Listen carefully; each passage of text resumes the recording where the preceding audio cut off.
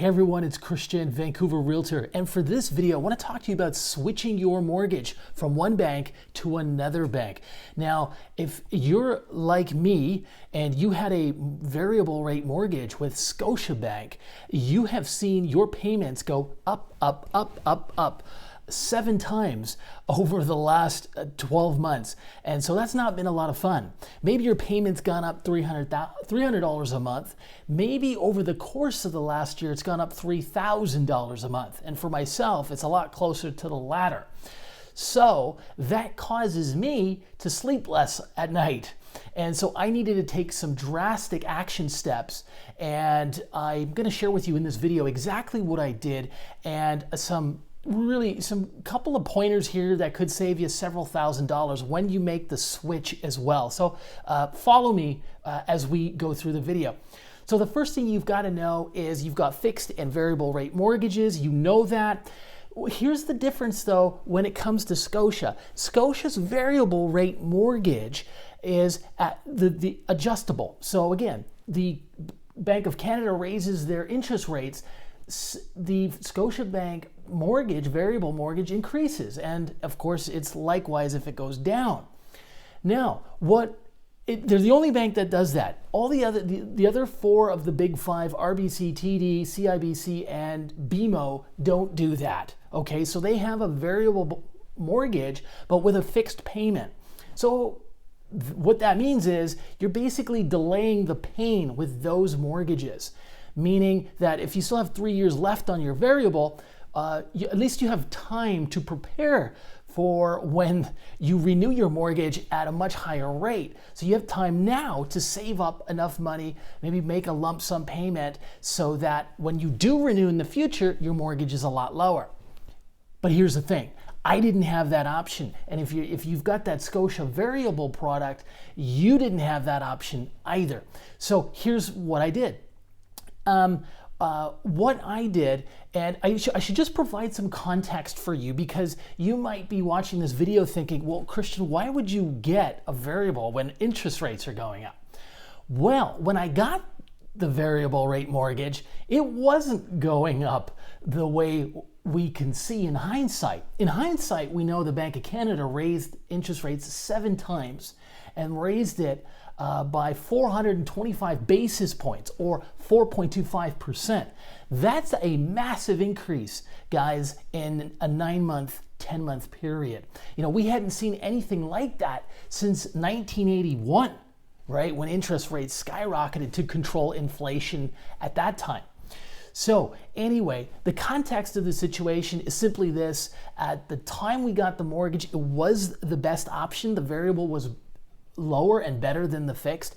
And historically, like if you study the last 40 years of interest rates in Canada, you take any 5-year period and you were you went from 1981 to 2022 and you slid a ruler along the years by 5-year increments, the variable 9 times out of 10, 19 times out of 20 would have beat the fixed rate mortgage.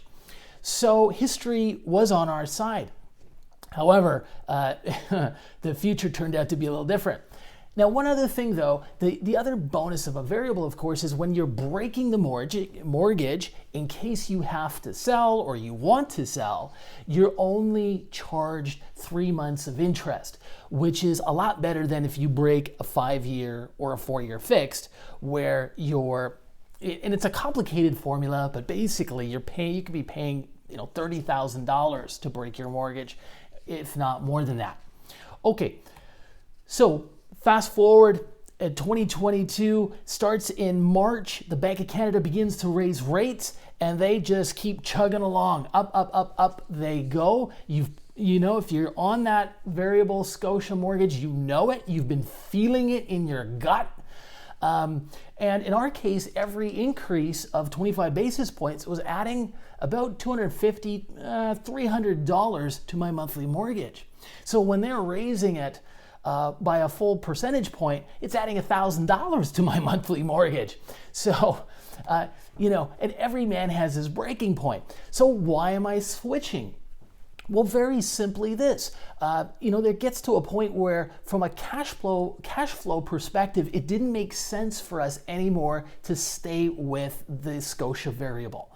Because when we had looked at it in April of 2022, our payments were in the mid $5,000 range. Well, and that's okay.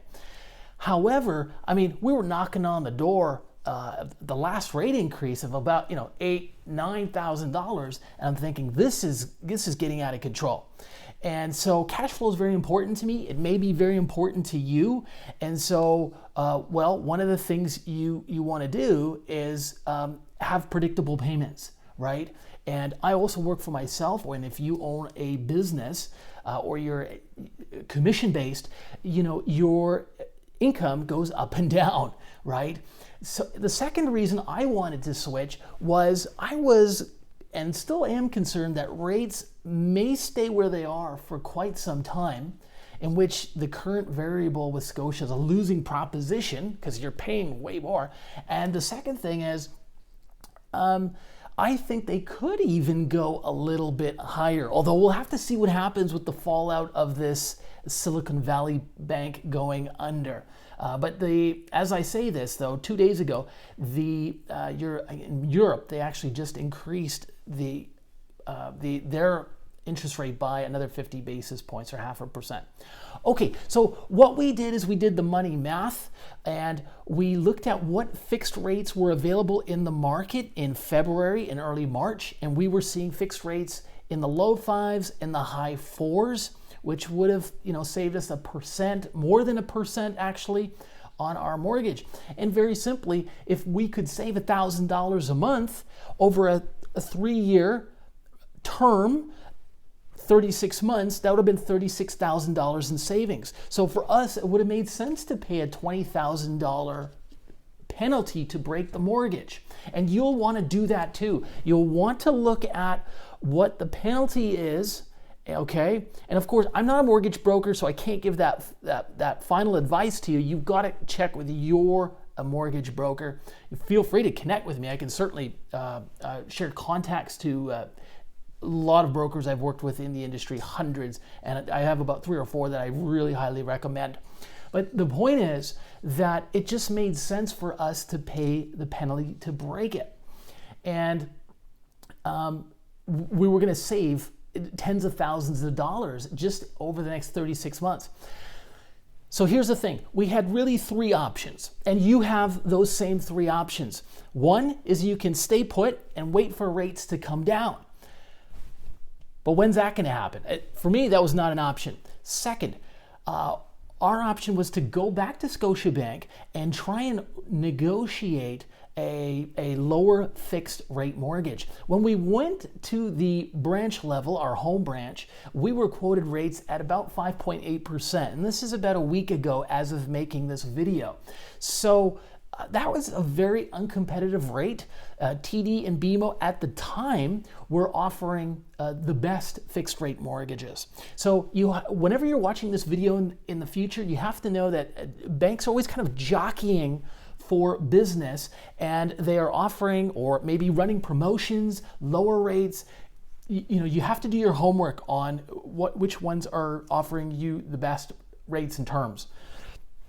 Okay, and the third option was for us to shop around to different banks, go into BMO, talk to a mobile mortgage specialist at TD, at RBC, and at some of the other banks, even credit unions, because I was hell-bent on getting that mortgage down. I wanted my payment down. So of those 3, we started with number 2. We didn't have much success with Scotia, and I guess you may find this too, that your bank that you do have your mortgage with may not offer you the best fixed rate until you show them a more competitive rate from another bank. And possibly the reason for this is they're kind of double daring you to go and switch take your mortgage to another bank because they know you have to pay a penalty. So it really has to make money sense for you. Okay, so now here's what I learned, and these are the take-homes, the takeaways. One is really have the banks compete for your business. So when you get and don't feel sorry for the banks, by the way, because they're big institutions. They are very profitable, making billions of dollars a year. They've been around for hundreds of years, and they're going to be here long after we're gone. So what we did is once we had a rate with TD, we shared that with our BMO mobile mortgage specialist, and then asked whether or not the folks at BMO would be willing to match or beat that. And then we had a bit of a battle to get our mortgage, to get our business. And that ties into the second point, which is our mortgage was over $1 million, so the banks were very aggressive, or specifically the mobile mortgage specialists with the banks were very aggressive at trying to get our business, which is great, right? Who doesn't want to be wanted? Another takeaway is talk to brokers with the banks. Do not go into the branch. If you're going in at the branch level, the service is mediocre. You're going to talk to a mutual funds representative or a financial advisor. That's not their area of specialty, and they're not going to be able to quote you the best rates. And their turnaround time is quite slow, I find. Honestly, going into the branch level to get your mortgage done is kind of like asking the cashier at Safeway to do your mortgage, okay? Now, I would say too, when you're speaking to mobile mortgage specialists, make sure you're talking to people who really know their stuff and that are aggressive. You will be surprised by how quickly they work, but also the amount that they can chip away off of what the bank's posted rates are. And here's another big point is when you are breaking and going from a Scotia variable to another bank, pay down a lump sum off of the amount you owe. If you have $100,000, $200,000, all you have to do is for a week or two, take that money, pay off the lump sum, because you could save yourself $3,000 in the breakage penalty, okay? Or maybe it's $1,500, but it takes one trip to the bank, it saves you a lot of money. Pay a lump sum, save yourself $2,000, $3,000 on the mortgage penalty.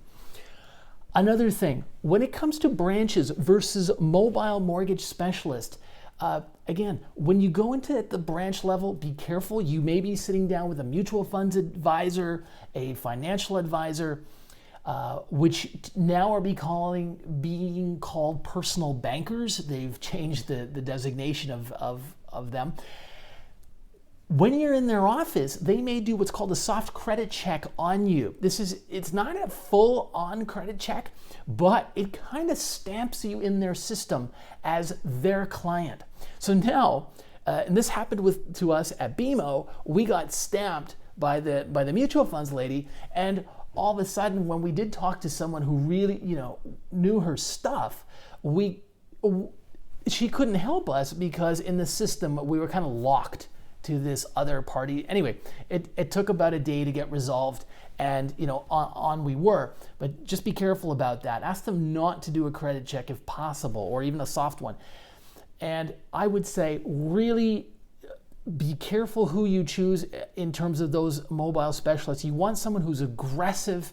I think you're going to get the best results when you speak to someone like that.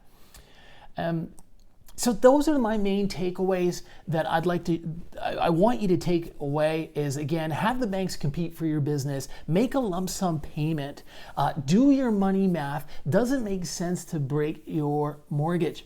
Now, the final point here I want to touch on is inflation. Inflation is what's driving these increases at the Bank of Canada. This is why they're raising the rates. And for me, based on my reading of the situation, my sense is that the rates are probably going to stay roughly where they are until we finally get inflation under control. And maybe they might even have to go a little bit higher. But at the end of the day, I don't really know. And neither do you. Warren Buffett has said he doesn't even know where interest rates are going to go.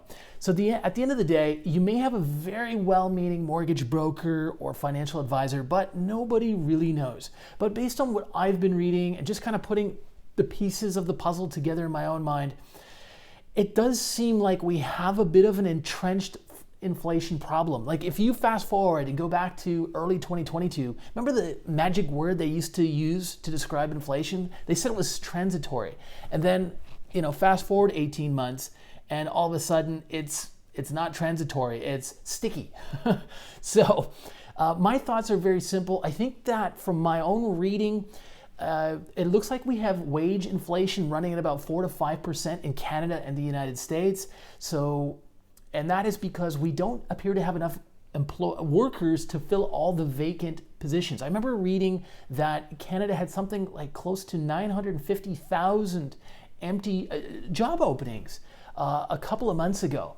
That's a lot of job openings. So employers are going to be paying more to have employees come. And if we're going to have rising wage inflation, these are just my thoughts, I presume those companies are going to be passing along those costs to us, the customers, whether it's in the service sector or to a lesser degree for products.